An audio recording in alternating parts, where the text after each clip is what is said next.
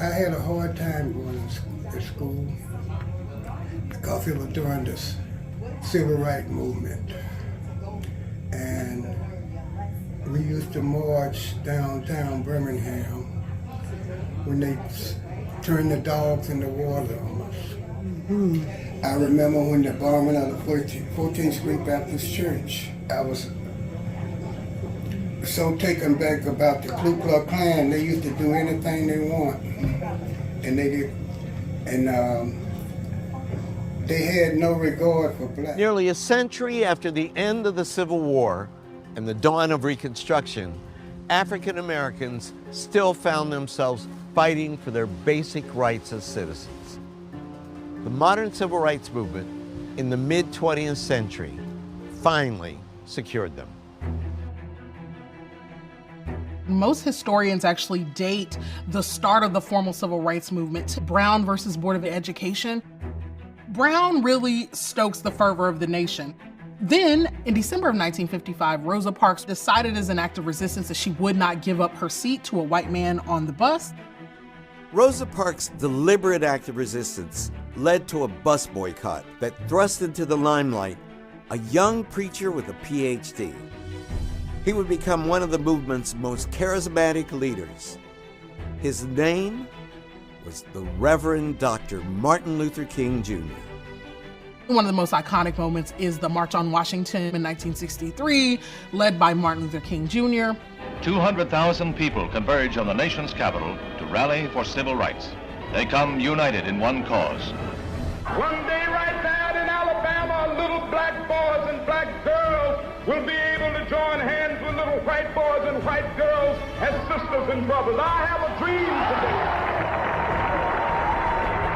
This becomes visualized on the news and begins to change the way that Americans are starting to think about the civil rights movement. As the civil rights movement attained greater visibility, it was often met with increased brutality and violence. Yet in the midst of so much sacrifice and heartbreak, the work of civil rights activists began to bear fruit.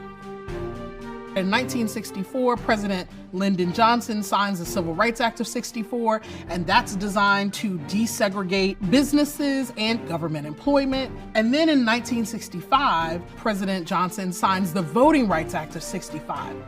The passage of the Voting Rights Act was a monumental victory for African Americans. Tragically, just 3 years after it was passed, Dr. King would be assassinated. Many feel looking back that the movement died that day. But in fact, the movement took on new forms and continued. Dad, can you give me your thoughts and an experience about and during the Civil Rights era? Well, Black history is even more so than specifically called the Civil Rights era. Black history is important for several reasons. One, representation. Black history highlights the contributions, achievements, and struggles of Black people throughout history.